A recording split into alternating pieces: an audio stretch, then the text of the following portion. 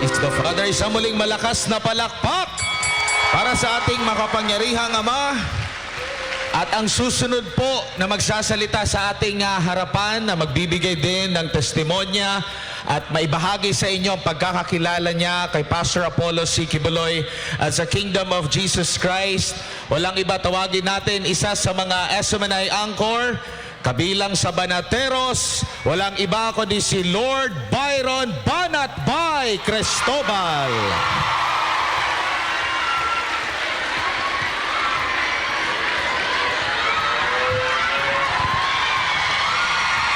Magandang araw po. Hello po sa inyo lahat. Ako po si Banatbay. Pero bago po ako patuloy na magsalita, gusto ko lamang pong makilala yung mga kababayan natin dito. Gusto ko lamang po makita ang kamay ng mga taga KOJC. Taas po natin. Yan. Yun. Itaas naman po natin ng ating kamay kung hindi po tayo taga KOJC. Yung hindi, bakit parang pareho yung nagtaas na kamay? Niloloko niyo ako. Sige ulit, taas natin yung mga hindi taga KOJC. Ayan. Yung mga nagtaas ng kamay, tulad din niyo po ako. Hindi rin po ako taga KOJC. Ngayong araw na ito, ikikwento ko lamang kung paano natagpuan naming mga banateros ang tunay na mga pangyayari sa loob ng KOJC. Aaminin ko sa inyo, nung una, isa po ako sa mga nagsabi na reliyong ito ay isang bulaang propeta. Isa po ako sa mga bumatikos sa mga taga KOJC. Sinabihan ko po kayo na isa kayong kulto. Pero sa kabila nun, inimbitahan po ako ni Pastor Quiboloy kasama ang aking grupo sa KOJC. Nung pumunta po kami, medyo kinakabahan ako. Sabi ko, baka mamaya pagpasok natin doon, ialay na tayo. Wala akong biro. Ito'y honest na damdamin ko sa inyo. Noong unang inimbitahan kami, natatakot ako. Sabi ko, baka mamaya, pain lang to. Pagpasok namin sa loob, hindi na kami palabasin. Kaya nga ang kondisyon ko noon, humingi pa ako ng security. Ito walang biro ito ha. Takot na takot ako noon. Sabi ko, sandali, ibang usapan yan. Iba yung bumabanat ka sa TV, iba yung iniyaya ka, di ba? Alam mo yung napapanood natin sa pelikula? Yung sa gabi, di ba? Wala na, alay ka na. Sabi ko, virgin pa naman ako. Delikado, di ba? Nung naandun na po kami, ang tagal, inaantay namin si Pastor. Sabi ko, hindi kaya loko to, kamata to eh. Parang binudol kami dito ah. Hanggang nung dumating si Pastor, unang bati niya sa akin, Banatbay, pinapanood kita, binabanatan mo ako ah. Ay ka, di naman. Doon na talagang unang reaction ko, sabi ko, grabe naman to. Parang yun kagad ang binanggit niya. Hanggang nung kumain na kami, ang nasa laman pa ng isip ko, hindi kaya lason to. Kasi ang sasarap eh. Alam mo yung parang huling pagkain nyo na to, di ba? Huli na to. Ito na yung last supper nyo. Mamaya alay na kayo. Hanggang nung nag-uusap-usap na kami, unti-unting pinapaliwanag ni Pastor sa amin ang lahat ng bagay. Lahat ng ginawa niya sa ministro niya, maging doon sa kontrobersyal niyang mga binitawan, tulad ng appointed son of God. Marami sa inyo, tulad ko, parang naano kayo dun eh. Bakit ba appointed son of God si Pastor Quiboloy? Di ba ang Panginoong Hesus yun? Di ba ang Panginoong Hesus ang dapat nating sambahin? Marami sa inyo nagtatanong dyan. Yun din ang unang tanong ko. Pastor, ba't kayo naging appointed? Sino nag-appoint sa inyo? Yun ang unang tanong ko. Hanggang pinaliwanag niya na ang bawat isa sa atin ay appointed son of God. Na ang bawat isa sa atin, pag tinanggap mo si Kristo, ay appointed son of God because we inherit yung pong pagiging anak ng Diyos. At doon sa anak ng Diyos ay naglalagay siya ng pinuno. Kung maaalala ninyo, si Pablo, sinabi niya, imitate me as I imitate Christ. Ganun po yun. Sinasabi ni pastor, sundan niyo ko kasi sinusunod ko ang Diyos, ang Ama. Mahirap maunawaan sa isip ng isang bobo. Di ba po? Mahirap po isipin yun eh. Pero, nung akin pong sinaliksik at tinanong, Lord, totoo ba to? Baka naman pinagluloko lang kami nito tulad ng mga politiko. Eh kami pa namang mga banateros, mga ano kami, medyo pasaway kami. Bakit kami imbitahan dito? Sawang-sawa na po kami sa politiko eh. Sa totoo lang po, sino sa inyo hindi pasawa sa politiko? Pero makinakita ng politiko yung sasabihin sila, magnanakaw kami pag naupo kami dyan. Lahat po ng politiko sinasabi nila, hindi, magsisilbi kami sa bayan. Wala naman nagsabing, hindi, kaya kami tumatakbo para lang magkaroon ng kayamanan. Wala eh. So yun din ang thinking ko. Kaya lang alam nyo mga kababayan, isa lang sa Biblia ang sasagot niyan. You will know them by their fruits. Tama mali? Wala akong sinabi yung Biblia, you will know them by how many verses they memorize. Wala pong pakialam ang Panginoon kung marami kang minememory na verses. Bakit? Eh si Satanas nga eh, memorize ang Biblia eh. Tama mali? Ginamit niya pa nga sa Panginoong Hesus yun eh, di ba? Nung tinetempt niya. Pero ano, ang importante yung prutas. So tiningnan ko ang prutas, gayon pa man ang buong grupong banateros, ang prutas ng KOJC. Na walang korupsyon, maayos, maganda, malinis, at higit sa lahat, may pag-ibig. Tama mali? At nasubok kayo nung siege. Di ba ho? Yung mga kasama ko gusto na makipagpatayan eh. Lalo na si Boss Dada. Talagang gigil na gigil. At saka yung isang mataba ba doon? Si Jay, mura ng mura, di ba? Hanggang to the point na pinagkamalan na nga nila ako yun. Nakakapagtakang kasi alam niyo hindi ko anong sinasadya yun ha, na nagkasakit po ako nung araw na yun. Kasi marupok po ako eh. Ay, bigay doon. Totoo po, maasakitin po ako. Sila lang inaandun, pero ang tatapang ho nila. Panay ang bulong ni Ma'am Hana sa kanila, wag ha, relax lang kayo ha. Relax lang kayo. Kasi nga, gigil na ho sila eh. May dala ng ice pick yung isa doon, no? Pero ang mga taga-KOJC, minahal nyo. Bakit? Eh yun din ang turo eh. Isinabuhay nyo. Isinabuhay ng bawat isa sa atin yun.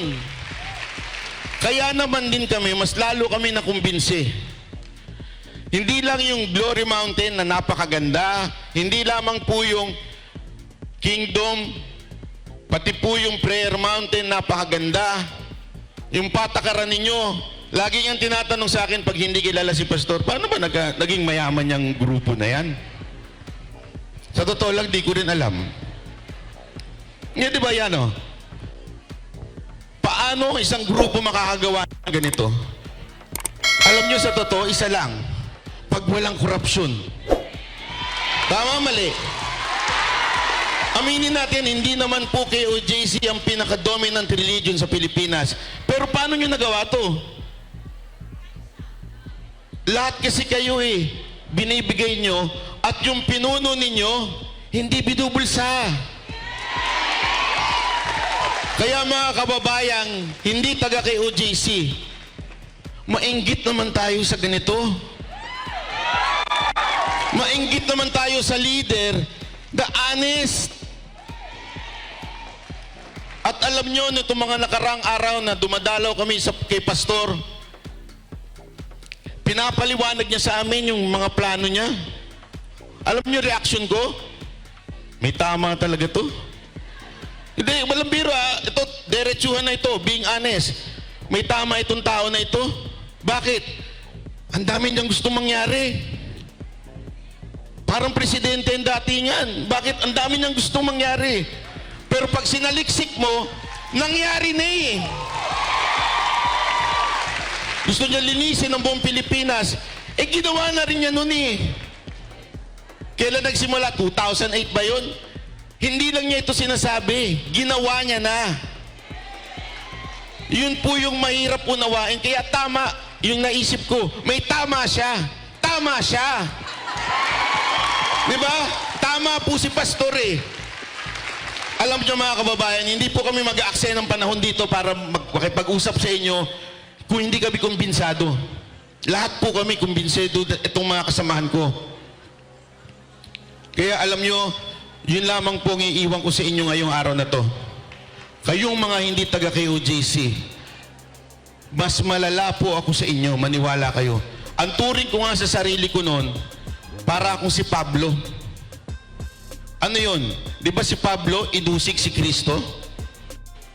Talagang inusig hanggang kaduluduluhan. Pero si Pablo ang isa sa pinakamaraming nagawang sulat sa Biblia. Hindi ko naman sinasabing si Kristo si Apollo Kibuloy. Pero ganoon din po ako. Inusig ko po si Pastor Kibuloy. Ang buong grupo ko, walang lakas loob na nagsabing kulto itong grupo na ito kung hindi yung grupo ko po. Yung iba tahimik eh. Bakit? Kasi siyempre, alam naman natin, kasamahan ni Pangulong Duterte. Pero kami pinagtawanan namin. And yet, nung nakita namin, ang usapan namin, gayahin natin si Pablo. Na talagang tulungan natin si Pastor na mamuno sa ating bayan. Umpisahan natin sa Senado. So kayong mga kababayan natin hindi taga KOJC, maniwala po kayo, mag-research lamang po kayo. Huwag kayo maniwala sa akin o sa sino mang sa amin. Mag-research po kayo. Makikita ninyo ang ganda ng kanilang pamumuno. Nakakainggit. Kaya nga, di ba, bakit natin hinalal si Pangulong Duterte? Inggit po tayo sa Davao eh. Tama? Gusto natin yung katulad ng Davao, maayos, malinis, mababa ang krimen. Ganon din po dito. Maayos po ang kingdom. Maayos ang ministro. Paano nangyari? Dahil sa kanilang pinuno. So, agawin uli natin. Amen? Agawin kasi inagaw natin si Pangulong Duterte, di ba? Inagaw natin si Pangulong Duterte sa Davao. Hiramin uli muna natin si Pastor Kibuloy. Okay po ba yun? Maraming salamat po. Ako po si Banat Bay.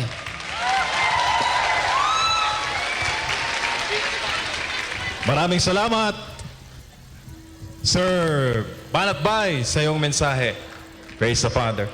Kami po sa Kingdom Nation, sinusukat po kami at lalo na ang aming leader, si Pastor Apollo C. Kibuloy sa resulta. Kahit ano naman ang aming gawin, at the end of the day, ang resulta pa rin ang tinitingnan ni Pastor. Kaya naman, isa pa po sa mga miyembro ng Banateros Brothers ang magbibigay sa atin ng kanyang patotoo at pasasalamat. Walang iba, tawagin po natin ang Gentle Giant, si Boss Dada TV. Praise the Father.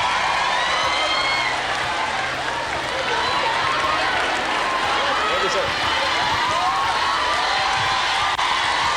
Hello. Magandang umaga. Ako, pasensya na. Nag-concert kasi ko kagabi. Kaya medyo pagpasensya na yung boses ko, ha. Maraming salamat una sa lahat ng mga bayaning OFW na walang kapaguran, lumalaban para sa bayang Pilipinas. Maraming salamat po sa inyo. And maraming salamat din po sa mga nag-invite sa atin dito. KLC of Hong Kong and syempre Kingdom of Jesus Christ. Maraming salamat po. Sa lahat ng mga banateros na nandito, maraming salamat sa suporta sa mga kapatid ko.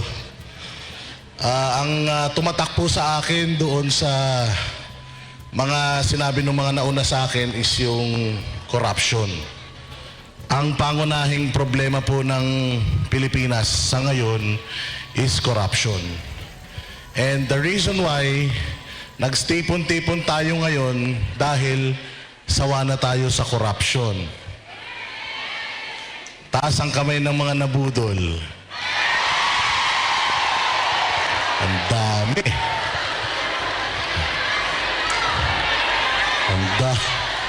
Ang dami nyo, ha? Sige. Bakit ka...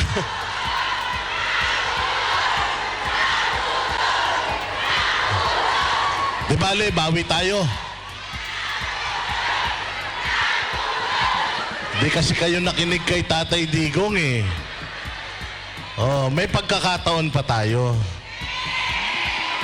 Nung sinabi ni Tatay Digong yon noong 2021, di kayo nakinig.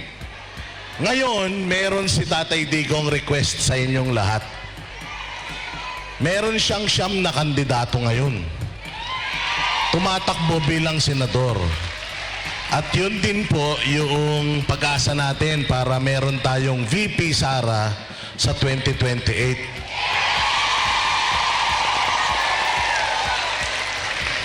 Kaya po,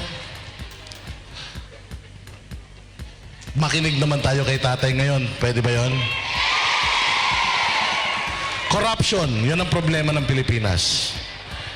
At yun din ang nakita naming wala sa Kingdom of Jesus Christ. Corruption ang nanatiling hamon sa Pilipinas. Bagamat may mga batas tayo na in place, sa tingin ko, kulang pa yun. Bilyong piso ang nawawala sa Pilipinas dahil sa corruption. Kung makikita natin mula dito, sa Hong Kong, Singapore, at ibang mga bansa, iwan na tayo. At makikita natin na common denominator nitong mga bansang ito kung bakit naiwanan na tayo is because yung kanilang mga pinuno is hindi po mga corrupt. Ang plano, ang pangunahing plataforma ni Pastor Apollo Kibuloy is labanan ng corruption. Highlight natin yung zero corruption. Sa Kingdom of Jesus Christ, wala pong corruption. The reason why, napaka-unlad po ng kanilang bansang kaharian.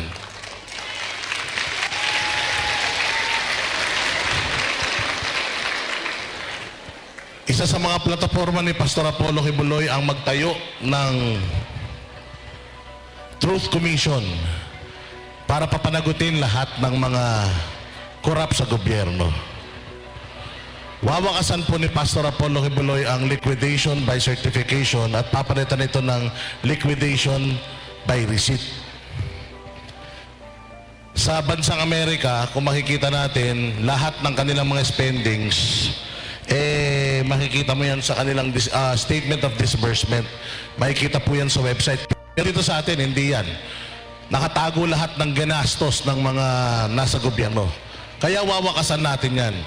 Isa pa sa gusto natin na isusulong ni Pastor Apollo Kibuloy para talagang maging totoo yung kanyang paglaban sa corruption is yung death penalty para sa mga corrupt ng mga ahensya ng gobyerno at ng mga taga-gobyerno. Poproteksyonan din po ni Pastor Apollo Kibuloy ang lahat ng mga whistleblowers. Importante yan. Lahat ng mga whistleblowers, lahat ng mga magsusumbong tungkol sa korupsyon, poprotektahan natin yan. Sa pamamagitan ng The Whistleblower Act. Meron na pong 17 batas na nagawa si Pastor Apollo Kibuloy while nakakulong po siya. Imagine what he can do kung nasa labas na siya. Si Pastor Apollo Kibuloy para sa amin ang threat sa lahat ng mga korap sa Pilipinas. Kaya nakikita naman natin kung papaano siya gipitin ng lahat ng mga nasa gobyerno ngayon. Lahat ng kanyang mga kaso before, dismissed na lahat yan. Binuhay lang yan, dinagdagan pa ng no bail na kaso para hindi siya makalabas. And hopefully, sa mga nangyayaring mga hearings ngayon patungkol sa kanyang bail, sana yung mga dumidinig ng kanyang kaso wag makinig sa mga bulong-bulong kasi alam natin na may pressure yan sa taas. May pag-asa po ang bansang Pilipinas dahil nakikita naman po natin ang Supreme Court natin dinidinig na po yung mga kaso at binibigyan po tayo ng patas na laban. Sa bansang Pilipinas po, mahirap nang magpahayag. Kapag nagtanong ka sa bansang Pilipinas, delikado ka. Papatawag ka sa Kongreso. Pero hindi tayo matatakot. Hindi tayo natatakot. Kasama ko ngayon yung ilan sa mga Noisy 37 na mga idol natin. Ayan si Miss Cathy, tsaka si Doc Lorraine.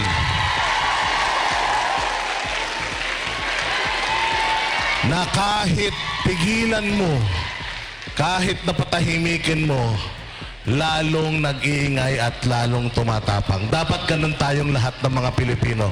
Huwag tayong papayag na aabusuhin nila, lalong-lalo na yung ating karapatan sa malayang pagpapahayag ay kanilang sikilin.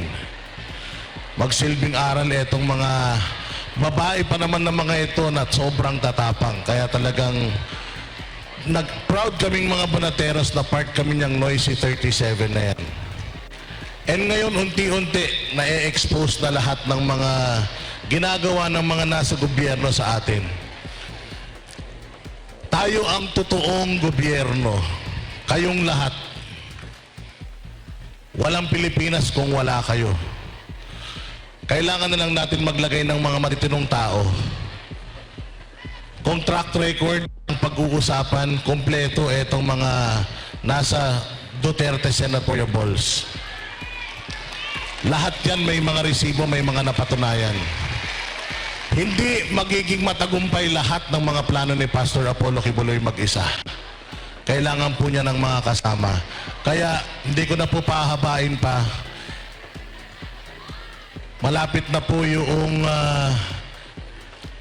eleksyon. Tuwing eleksyon po, doon lang po tayo pantay-pantay. Ang boto ng mayaman at ang boto ng mahirap, parehas ng bilang. Kaya po, gamitin po natin ng tama.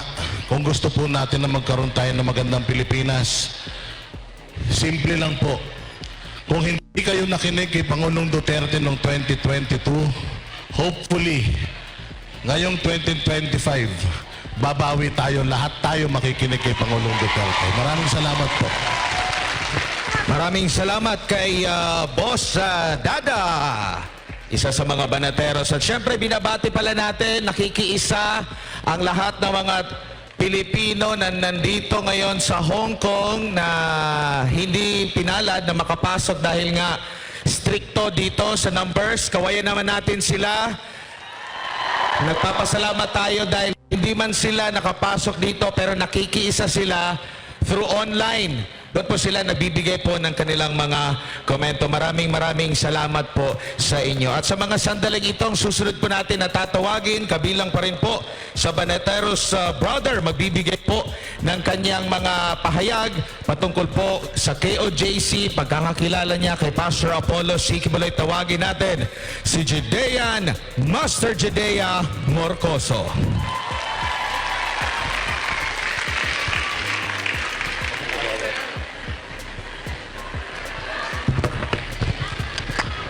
Magandang araw po sa inyo lahat. Pasensya na po, nag-concert talaga kami. But anyway, magandang araw, Hong Kong! Gusto niyo ba umuwi ng Pilipinas?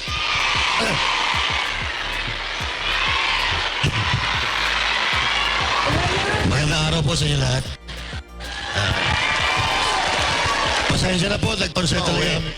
Anyway, kaya naman po tayo, kayong mga OFW, kaya po kayo nandito sa Pilipinas tuloy. Sa Hong Kong or sa iba't ibang panig ng bansa dahil mahirap po sa atin. Mahirap po ang Pilipinas, wala tayong may pakain sa ating pamilya, kaya po tayo ay lumalabas para magsakripisyo para sa ating pamilya. Kaya naman po tayo tinatawag, kami po ay saludo sa inyo dahil kayo po talaga ang mga tunay na bayani sa Pilipinas. No? Hindi yung mga politiko.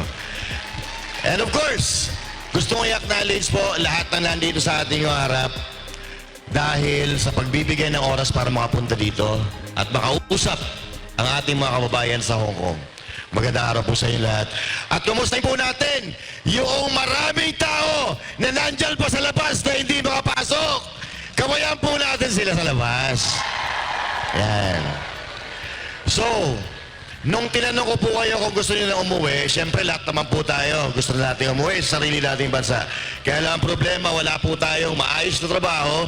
Wala po tayong maipakain sa ating pamilya dahil sa sobrang kahirapan. Now, bakit po tayo naghihirap? Paulit-ulit po tayo na hindi sumusunod sa tama. Paulit-ulit po tayo na hindi naniniwala sa mga nagpapayo po sa atin. No? Naglalagay po tayo ng mga hindi magandang halimbawa dyan sa ating gobyerno. Okay. Now, mga kababayan, nandito po tayo para pasalamatan si President Duterte na nagbigay sa ating bansa ng kahit papaano ay maunlad, tahimik, at may pagmamalaki nating Pilipinas. Tama po ba? Ipinagmalaki po ba natin ang Pilipinas noong si President Duterte ang presidente? Lahat po tayo naniniwala, no? Ngayon po ba, maniniwala pa rin tayo kay President Duterte? Ayun. Ang gagwapo nito nasa likod ko, eh. Oh. Nawala. Ang gagwapo nila, eh. Oh. Etong mga ito, gusto ni PRRD ito, eh. Gusto rin po ba natin sila? Ayan. Pero, number one dyan, eh, si Pastor Apollo Sikibuloy, kasi kami po, tulad ng sinabi ni Banat Bay kanina, kami po ay mga kritiko ni Pastor Apollo Sikibuloy, at kami po ay naimbitahan doon sa kanilang harian, at imbis na po kami ay kagalitan, kami po ay tinuring na kaibigan. Kaya po bilang kaibigan, ang susuklian namin yung pagturing sa amin na kaibigan ng pagiging kaibigan din. At hanggang sa kahuli-huli niyang laban, tatayuan po namin dahil ganun po ang tunay na kaibigan, hindi tinatraidor. Di ba? Now, pagka maraming pagkain sa Pilipinas, uuwi na po ba kayo? Ayun. Maraming pagkain kasi araw-araw kumakain tayo, yun po ang pinagtatrabahuan natin, pagkain. Now, nung nasa nasa Kingdom of Jesus Christ, halos oras-oras kumakain kami. Oras-oras kumakain kami dahil napakaraming pagkain sa loob ng Kingdom of Jesus Christ. Nagtataka kami kung saan ang gagaling. Wala naman silang katungkulan sa gobyerno. Doon po kasi pumapasok yung zero corruption. Zero corruption. Naniniwala po ba kayo na yung gobyerno natin kayang pakainin ang buong Pilipinas kahit sa loob pa ng isang taon? Napakarami po ng pera natin. Napakarami ng pera natin sa Pilipinas. Okay. I-acknowledge po muna natin si Attorney Jimmy Bondok. Yan.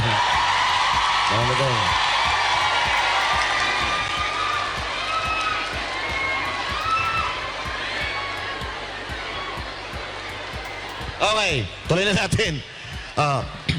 Bakit hindi nagugutom ang mga taga kay OJC? Dahil marami po silang supply ng pagkain. At lahat po yan libre. Gusto nyo ba ng libreng pagkain sa Pilipinas? Now, magpipili lang po tayo, maghanap lang po tayo ng matino. Okay? At pasalamatan din po natin, no, yung pagiging magkaibigan ni Pastor Apollo Sikibuloy at ni President Duterte. Naniniwala po ba kayo na malaki ang impact ni Pastor Apollo Sikibuloy kay PRRD? Dahil sa mahabang panahon, si Pastor Apollo Sikibuloy po ay naging spiritual counsel ni Pangulong Duterte. Sa tingin ko, bilang isang tao, si Pastor Apollo Sikibuloy ay naging bahagi ng tagumpay ni President Duterte.